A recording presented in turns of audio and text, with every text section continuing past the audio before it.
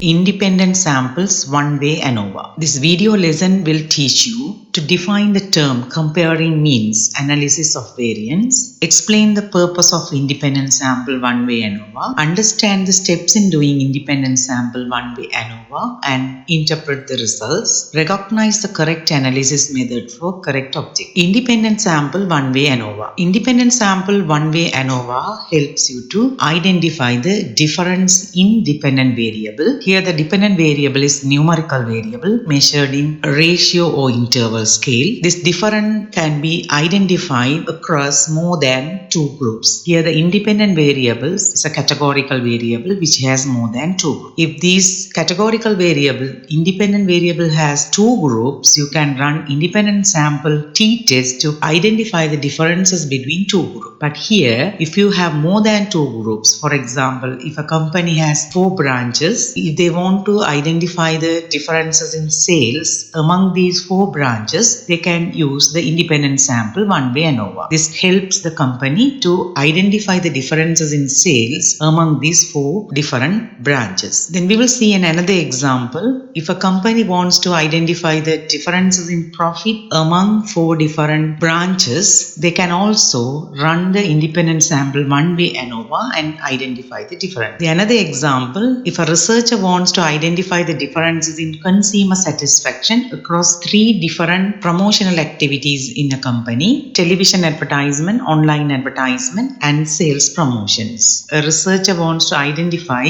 whether the sales differ across 3 brands. The independent sample one-way ANOVA helps you to identify this difference. Or maybe another example, a doctor has made an awareness about the disease. He wants to understand whether the awareness efficiency differs across the place, awareness media, and celebrities. Independent sample one-way ANOVA identify these differences across these 3 aspects. To run this independent sample one-way ANOVA, there are some assumptions we have to validate. First one, more than 2 categories in independent variable. The independent variable has 2 categories. We can run independent sample t-test to identify the difference. But here, for the ANOVA, independent variable has more than 2 categories. And dependent variable should be a numerical variable. And third one, variance of samples are equal. Independent variable has more than 2 groups. If there are 3 samples or maybe 4 samples, variance of samples should be equal. That is the important assumption here. Then dependent variable should be measured in ratio, intervals, and the dependent variable, the numerical variable, should be normally distributed. When we run the independent sample one-way ANOVA, we should consider these assumptions and we have to validate that. And you can understand the independent sample one-way ANOVA and how you can run it in SPSS through an example. A researcher wants to identify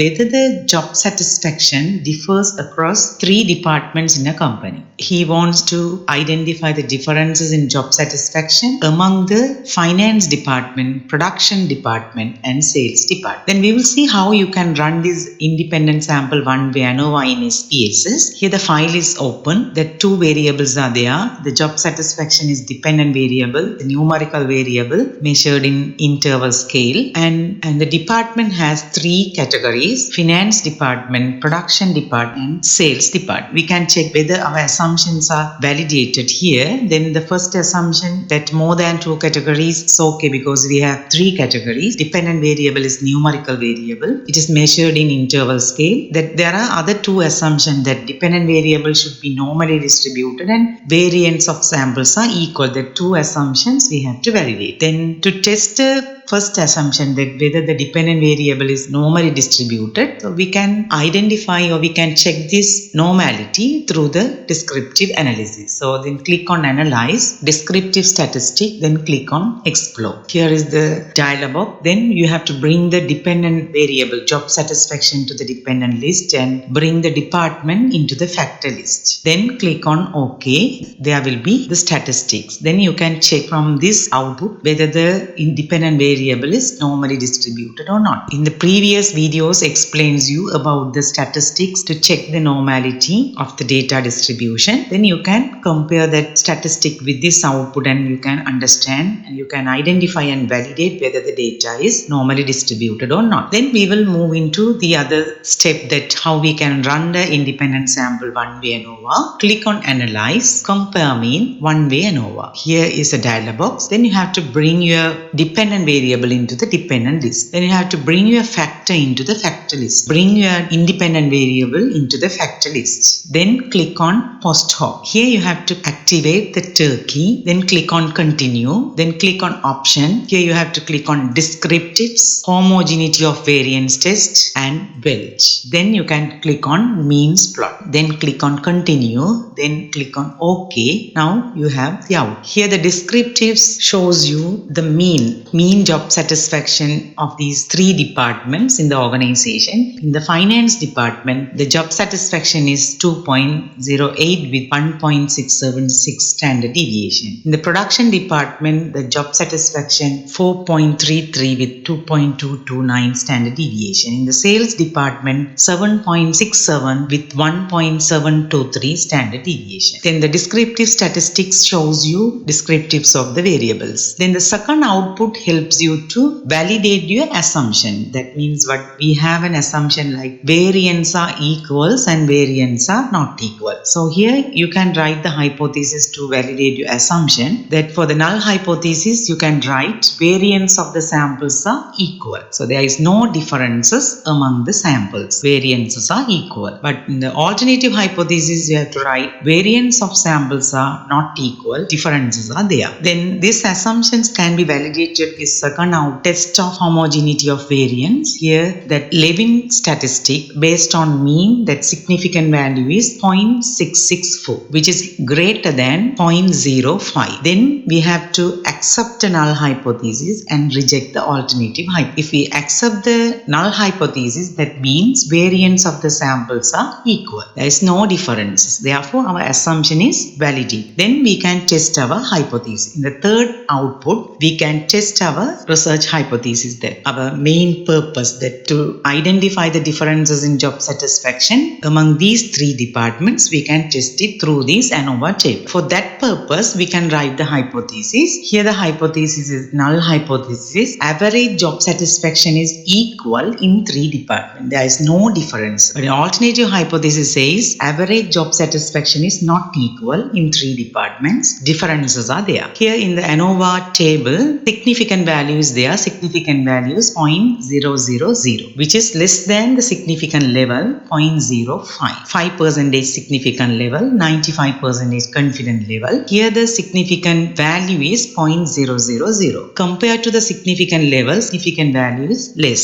So therefore, we can reject the null hypothesis and accept the alternative hypothesis. It means the job satisfaction is different in three departments. Another output is post hoc test, multiple comparison. It helps you to identify the differences in between departments. That means we can identify the differences in job satisfaction between finance department and production department, finance department and sales department. In between the departments, we can identify the differences. Then for that purpose, we can write the hypothesis. Then we can write the hypothesis 2. Here the null hypothesis is there is no difference in job satisfaction between finance department and production department. Alternative hypothesis is there is a difference in job satisfaction between finance department and production department. Now you can check the output. Here the difference between the finance department and production department, the significant value is 0.017, which is less than 0.05. Therefore, we have to reject the null hypothesis and accept the alternative hypothesis. It means that there is a difference in job satisfaction between finance department and production department. Then we will write the hypothesis 3 to see the difference between the finance department and sales department. Here the null hypothesis, there is no difference in job satisfaction between finance department and sales department. Alternative hypothesis, there is a difference in job satisfaction between finance department and sales department. Here we can see the output. The differences between the finance and sales department, the significant value is 0.000, which is less than 0.05. Then we can accept the alternative hypothesis and reject the null hypothesis. It means there is a difference in job satisfaction between finance department and sales department. Then we can write the hypothesis 4, null hypothesis. There is no difference in job satisfaction between production department and sales department. Alternative hypothesis, there is a difference in job satisfaction between production department and sales department. Here the significant value is